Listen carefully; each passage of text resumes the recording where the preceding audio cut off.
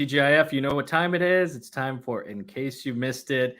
Today, we're going to be talking about government TikTok bans and emerging cybersecurity threats. And Joe, I don't know if we have a TikTok account that we should start to look at putting things on, or if it's going to be blocked by the U.S. government. We're going to dive into all of that today. And as we were talking about who best to break down this conversation, one name rose to the top. Dan Lorman, nationally recognized cybersecurity thought leader, author of Cyber Mayday and The Day After, contributor to Government Technology Magazine through his Lorman on Cybersecurity, and the Center for Digital Government Senior Fellow, is back to talk about the impacts of TikTok and what agencies should think of it. Dan, thanks so much for carving some time out. Hey, Dustin, it's great to be back with you and Joe again, and really looking forward to the conversation today. All right, we got some hard questions for you today, but let's start first with the news at hand. TikTok has been front and center all over the news, even some recent developments today, and definitely in the crosshairs of the federal government. And now some states are also enacting their own rules and blocks on it. What's happening with TikTok? Yeah, there's so much going on, and we can talk about the states, and it has been a growing list of bans.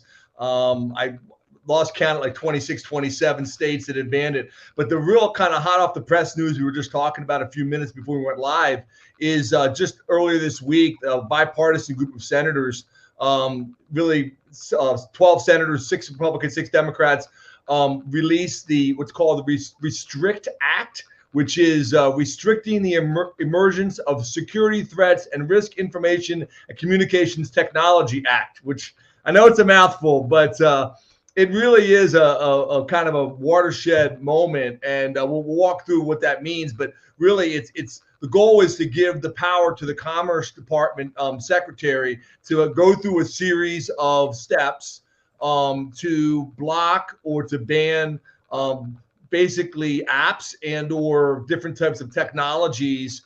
From certain countries, and we'll name the countries in a few minutes, but basically saying there could be a threat to the United States. And most people are taking it as a TikTok bill. A similar bill was passed by the Republicans and on a party line bill the week before, but this had bipartisan support. The White House has come out in support of it. So I think a lot of people believe this could really happen and give the ability to for the federal government to literally block TikTok nationwide, which would be huge, unprecedented. So, and we talked about this on our prep here, how much this topic evolved from when we first put it on the agenda, kind of looking at just the state response. And now we've seen this federal response to it here in the last couple of days. But what is really the underlying risks that these agencies are trying to mitigate with TikTok?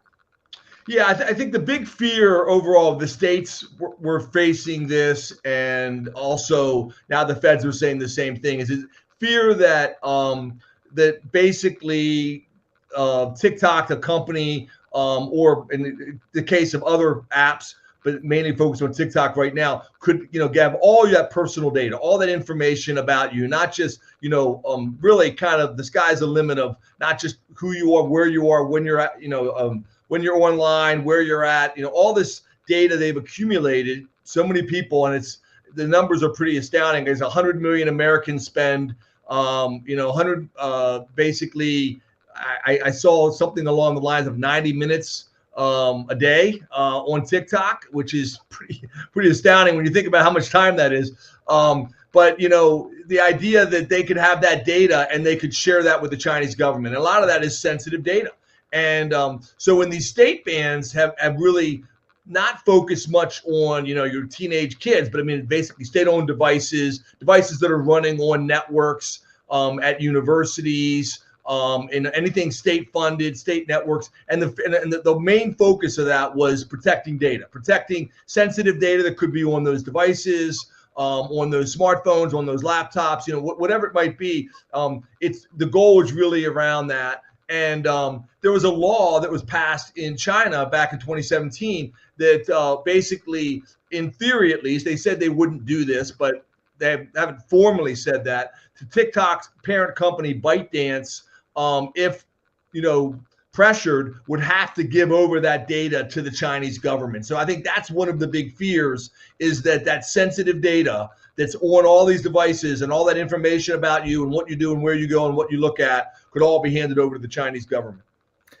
Yeah, I think what's interesting, you talked about some of the proposed bipartisan legislation on this. I mean, this is an issue that's wider than just TikTok. So, love Yeah. to get your thoughts. I mean, is this something that's going to have an impact on other international applications that are, starting to gain consumer attention in the U.S.? Is this just because of the TikTok ties to China?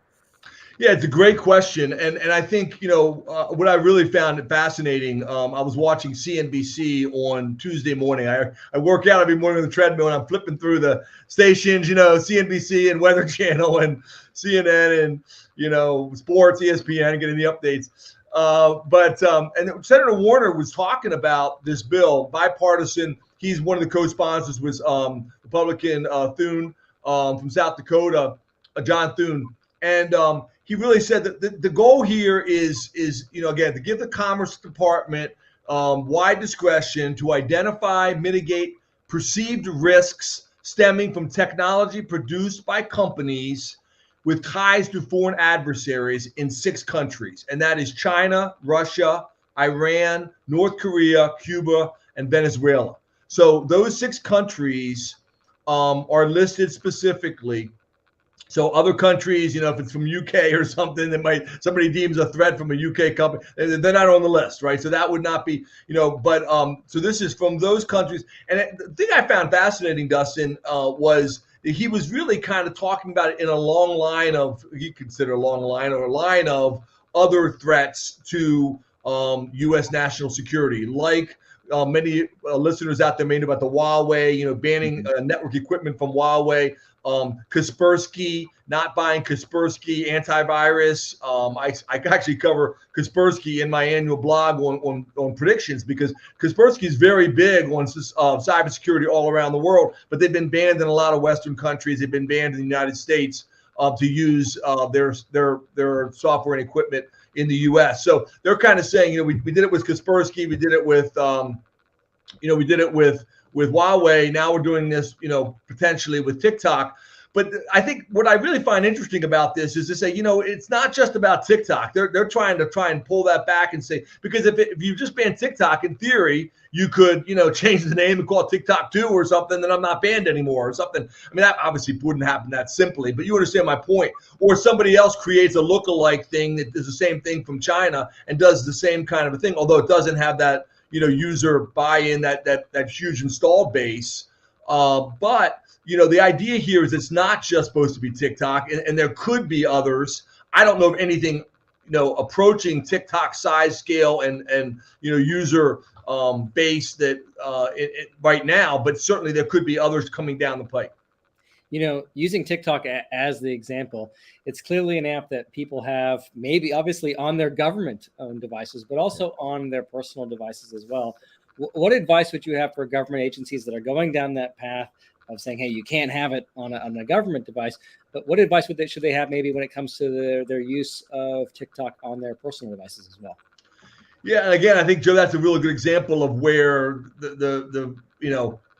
stay tuned, because this could change nationally. It could be banned for everybody in the United States. We're going to have a lot of unhappy teenagers. In fact, it's funny, watching a lot of different shows and trying to get different opinions in the last couple of weeks around this. Some people, actually, I just want to throw this in here, actually believe they just want to give the White House the authority to negotiate this with China, and that it won't be banned. I mean, will it be banned or what? There's actually 2 camps out there. Even with this law, if this law passes, if it passes the Senate and the House and the president signs it, goes into effect, it's up to banning. I mean, that would be like the last step, that there are steps they can take leading up to it. So my point is, it may or may not actually get banned. I want to make that very clear. This, even if the law passes, Commerce Department still has to act. But whether it's TikTok or other things, I mean, I think this is, really extending the debate we've had for really probably more than a decade around BYOD, bring your own device to work. I'd first say advice to state and local governments, have you looked at, first of all, some local governments, some universities may not even have this. Do you have an acceptable use policy? I'm assuming you do. It's kind of required, but some people may not. Has it been updated? Has it been refreshed? Does it address social media? What's allowed? What's not allowed? And again, it's on a personal device versus a state-owned device or a city-owned device. You might have different policies in there. But is there, a secure area on that device? How is data separated? Those kinds of things. So, I mean, and start with, updating your acceptable use policy. There's some really good model policies out there. I know, a number of different organizations have put out, MSISAC and others, some model acceptable use policies. Different states, you look at your partners and see what do they allow, what do they not allow. I think updating that would certainly be the first step. But taking a good look at the protections and the security you have around those smartphones. Do you have, protections around those apps in the first place? And what protections are they? Do they need to be updated? I mean, those are good places to start. So kind of looking at the landscape, I know there's like the looming conversation, as you mentioned, on the federal government and whether or not they're going to step in. But as you mentioned at the beginning, states. Oh, we lost him. Yeah. Well, I think where Dustin was going. There we go. I'm back. Yeah, so states are banning it. You've got, maybe I invoked too many buzzwords and got blocked by the apps themselves. But you've got states banning it. You've got, some other agencies that are banning it as well. What are you seeing at the city level? I mean, is this something that's popping up on the policy radar of cities? Are they looking at, enacting their own bans? Is this something they should even be thinking about, or should they just wait for the federal government? Yeah, I think, if you haven't already done it, I mean, my honest advice, certainly you should be thinking about it. But as far as doing actions, I foresee, and this is kind of unprecedented, guys. The federal action on TikTok. Obviously we have seen Huawei, we have seen, Kaspersky. So yeah, but on a social media app like this, it is so popular and is used by so many millions of Americans. I think most cities probably should wait and see what happens here. I think the feds are moving pretty quickly. I think there's a laundry list, and when we talk at the end about where people can go to get more information, there's a laundry list of university systems that have banned this, oftentimes in conjunction with state law, right? So because the states have banned it and they're getting money, and so they're following the state guidance. I was looking for some cities that have gone alone on this, independent of a state mandate or a state ban. It's certainly, they're probably out there. I'm not familiar with any that are right now in that decision-making tree. I foresee the time coming where they do need to take a look at this, especially if you're thinking about, what if the feds don't ban TikTok or they say, I know that they want protections in place or assurances, or maybe the data is going to be housed in Texas or something and not Singapore, somewhere where it's under U.S. domain. Could there be a deal cut? I still think that's possible, and that's certainly some people who believe that this is just giving leverage to the White House to negotiate with TikTok and with China over this kind of a thing. So the bottom line is, I do think states and cities, all of them are going to really be facing this. The ones that haven't taken action, I think I foresee over the next few months that people are going to kind of sit back and see what happens here. Probably by the summer time frame, you're going to have something go one way or another with the federal legislation moving and/or steps by the Commerce Department to ban TikTok. I foresee this taking a few more months. But certainly, I think states do need to be looking at it if you haven't done that yet, and cities, same thing. Especially if you've got a lot of if you're LA County, they're bigger than some states, right? If you got a lot of users, you need to be thinking about this and what your acceptable use policy is. Jeez. You have to think, you mentioned earlier a bunch of angry teenagers, but you have to wonder what banning TikTok might mean to the youth vote coming up on elections and the impact that might have. Good point. I think what it's interesting too how this dialogue. I just throw this in here as a side. People say, well, why beyond this? Obviously, there's data concerns, there's privacy concerns, there's issues around sensitive data getting in the wrong hands, and knowing all that about Americans. I think there's a whole nother camp, which is where some of the divisions are, even in America, like how bad is this for us? And there's a lot of people that write about, that TikTok is addictive and it's short videos that are fun and people like them. But the ByteDance app in China is very, very different. It's much more educational. You're learning about science and you're learning about math, and it's a very, very different environment.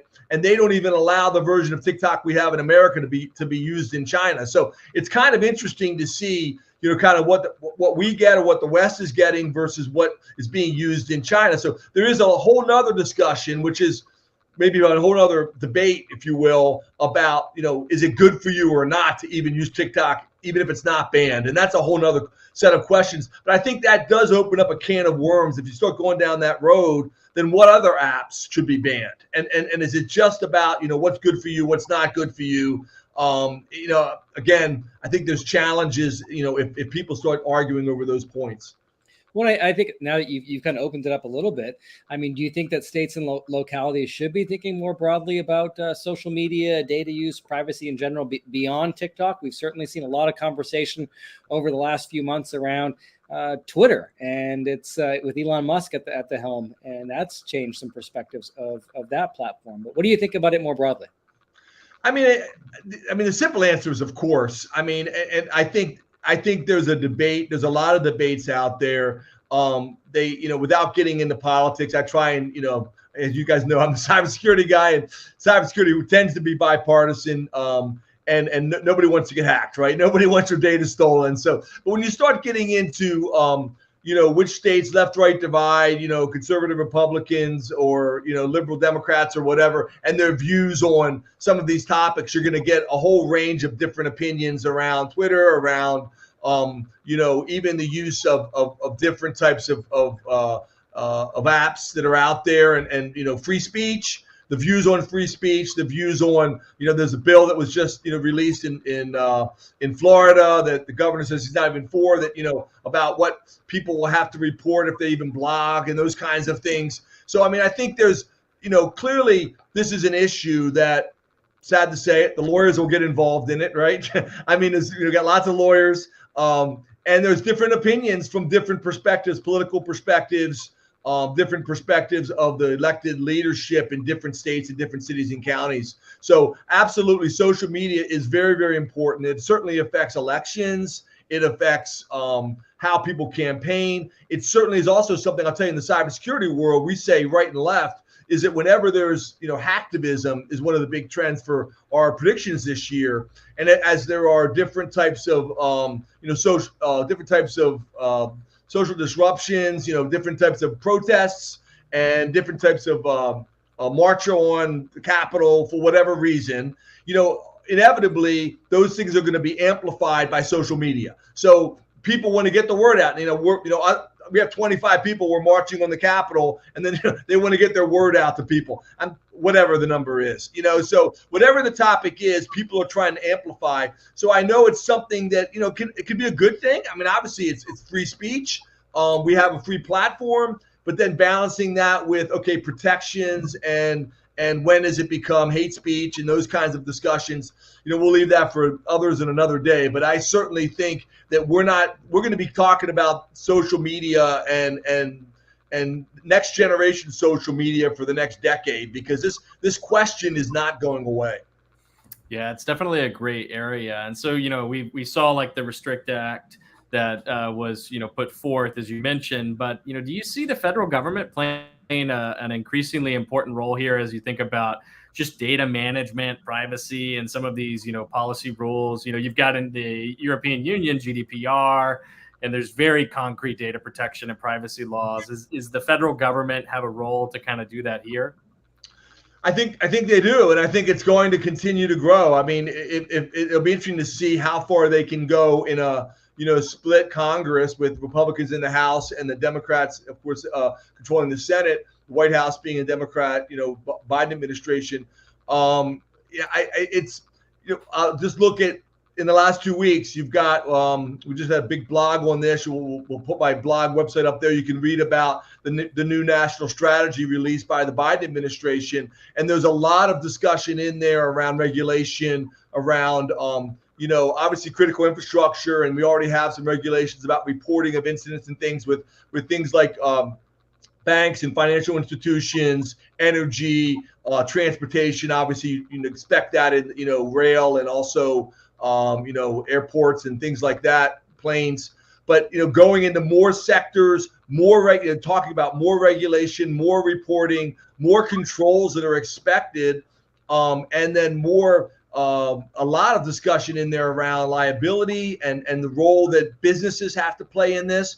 That in there they say quite a few times that it's going to be a big challenge to get there, but it's not fair for the end user and small companies or small governments to have to defend themselves against nation states. And so more of this responsibility needs to be borne by the federal government, but also more of it needs to be borne by big tech companies. And so they're talking about liability, tort reform, cyber insurance reform, a whole series of recommendations in there that I think will shift the landscape over the next few years. Will all of that get implemented? Probably not. Will it? Some of that's going to require some acts of Congress. Will some of that stall? I'm sure it will. Some of it will absolutely happen by either executive order or by rules. So I foresee definitely more of a federal role in all of this over the coming years. So we've all been focused on TikTok. The media is focusing and centering on TikTok. But are there other nation state threats that may not be as viral or as attention getting as TikTok that state and local agencies should be aware of? You guys, I have to let the audience know. You told me that question in advance, and I don't think there's anything on the horizon that I see. I'm going to give you kind of a paradoxical answer to this. I don't see anything on the horizon like TikTok. I mean, this is the 10-ton gorilla, and this is the one that everyone's talking about, the one that all of our kids, use, the ones that's so popular out there, and everyone is thinking, please don't ban this. Dad, why are they doing this? And it's going to make all of us security guys more like the Dr. No, right? Back to the answer. The answer is no. What was the question? And this is going to be TikTok now. So, I don't see anything like that. What I will say, Joe, to answer is I do think there will be something coming down the pike. I mean, there will be others, and I think that's really wise for this bipartisan legislation that's coming out, is saying it's not just about one app or even 3 or 4. There's going to be others. There will be other things that come out, and the view is this. If it's coming from one of these 6 nations, we have the process now to ban that. So I can't name any others. I saw a couple that I won't even want to name them because I just don't think they're even on a scale from 1 to 10. If TikTok's a 10, it's like a 2. I mean, there's nothing even in the same league right now that I'm seeing. But again, technology that comes from different locations, I think will be a challenge, and certainly I think this is going to be also interesting, Joe, to see how this plays in the whole relationship with China, with Russia, and the United States, and what's going on. Who knows what's going to happen with over the next 12 months or 24 months with cyber attacks and different things with those nations. So, I mean, I think as this escalates, hopefully it doesn't escalate. Hopefully we get it resolved. But if it escalates, there could be more tension and there could be more, more examples that come forward. So outside of our audience mirroring your morning treadmill news aggregation exercise, what's the best way for them to keep up with this, developing and kind of constantly developing situation and more importantly, how their peers are responding to it? Yeah, they got to listen to Dustin and Joe. You guys cover all the hot news in case you missed it. Keep coming back here on Friday afternoons Eastern time at 3:00. So it's it's funny. This is not one that's easily like we have ransomware. You go to a website, nomoreRansomware.com, and there's not a go here for TikTok.com yet. So there's a business opportunity for somebody, but there's a number of different, right here at GovTech.com and my blog. You guys will show that, but we're going to keep covering this. Honestly, that if you want hot off the press news, I would really, you talk about the simplest way, guys, is probably not very sophisticated, but TikTok bans and Google search, and click on the news button and you're going to get the latest, because this is pretty hot. It's breaking. It's changing literally daily.